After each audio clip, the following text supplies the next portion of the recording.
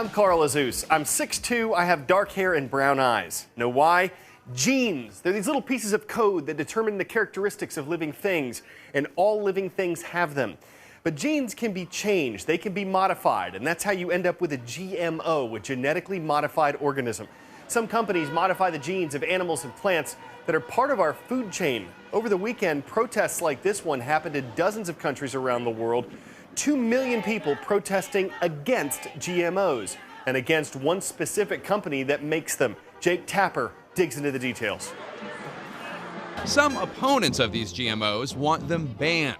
Others say foods whose DNA has been changed need at least to be labeled. Monsanto is a leading producer of genetically modified seeds and herbicides. In the last quarter alone, Monsanto sold seed, much of it modified, worth more than $4 billion. It's a business, the company says, that is helping to feed the planet. It's a vision that strives to meet the needs of a rapidly growing population. But the protesters want to know just how their food is being re-engineered. Some of the outrage was sparked by these shocking photos showing massive tumors that developed on these rats after they ate genetically modified corn over their lifetimes. But that study by researchers at the University of Caen in France has been criticized by many in the scientific community and by the European Food Safety Authority, who say it is simply not up to scientific standards. Even so, the disturbing tumor photos did lead many to question their own standards about what exactly we're all eating. One question, how can you know if you're eating genetically modified foods and feeding them to your family? Well, you can't. And that's the issue. I've received over 2,200 letters on this topic.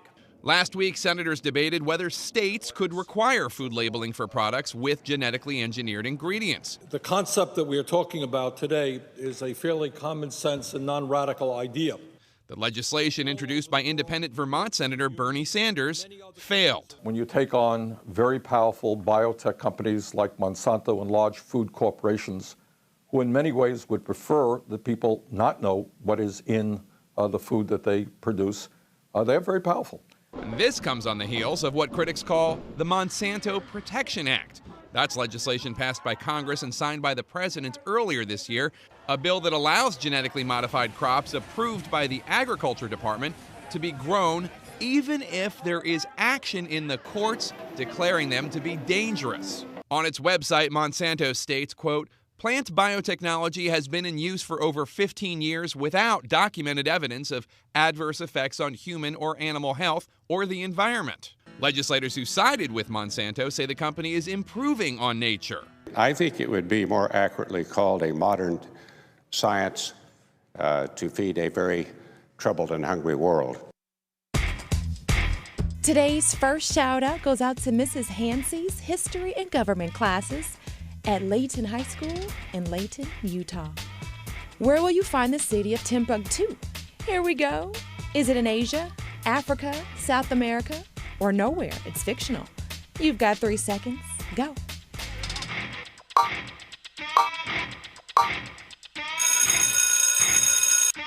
Timbuktu is a real place, and it's located in the West African nation of Mali. That's your answer, and that's your shout out.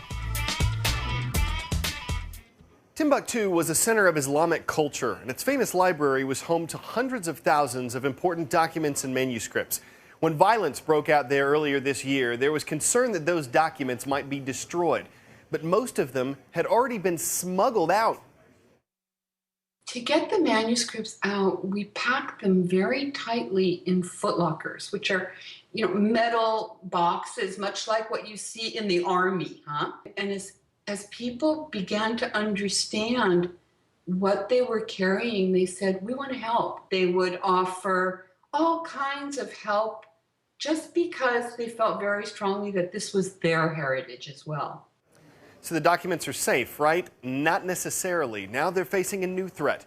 The manuscripts went from Timbuktu, which is on the edge of the Sahara Desert, to southern Mali. The climate there, more humid. The paper is showing signs of mildew and rot, and southern Mali's rainy season is just weeks away. Next up today, brains. They send out impulses that control our movements and motor skills. Last week, brain surgeons were installing a device to help a patient control tremors in his hand.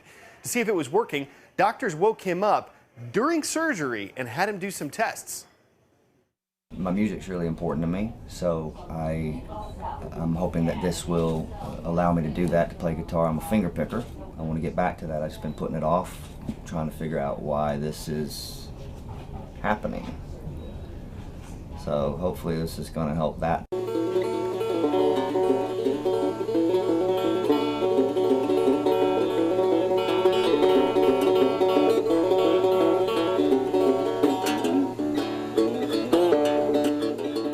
What we saw was a level of precision and a level of control that he has not experienced in years. And that second stage is when we implant the generator that actually sends the electrical impulses to his brain.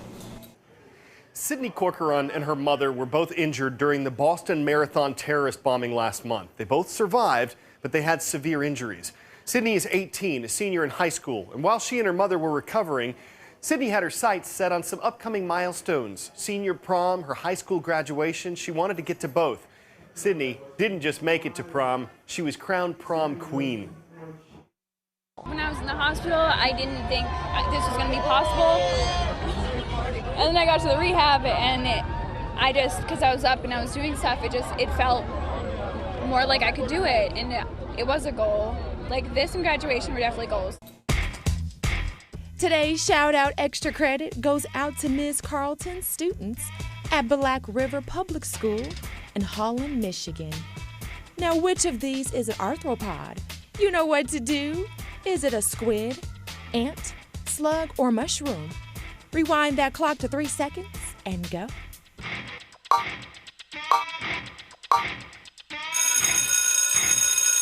Arthropods have joint limbs, and the only option with those is an ant.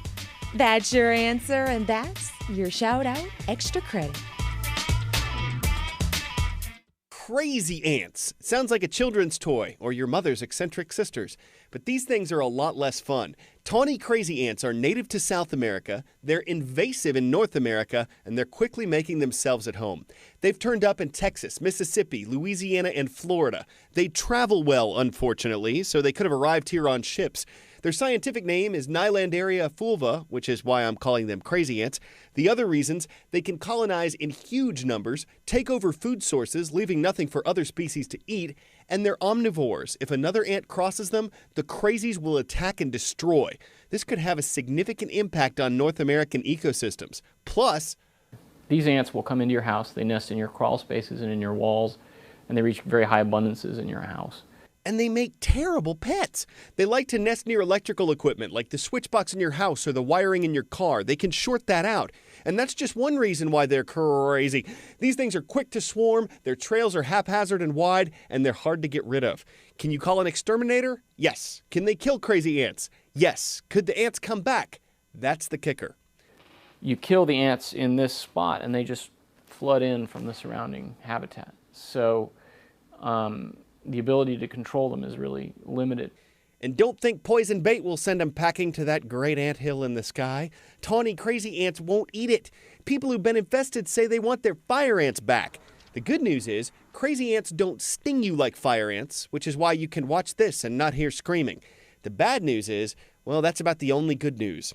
There is something we can do or not do. Reproductive crazy ants don't fly. They hitch rides with humans to new areas. So if we can make sure that plants are ant-free before we transport them, that our cargo is free of ants before we travel, we may be able to keep the pests from spreading.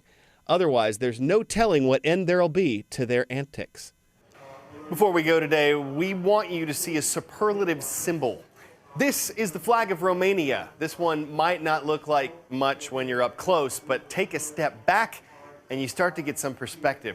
This isn't just any flag, it's the largest flag in the world, 1,145 feet by 744 feet. It took 44 miles of thread to make the thing and 200 people to help roll it out.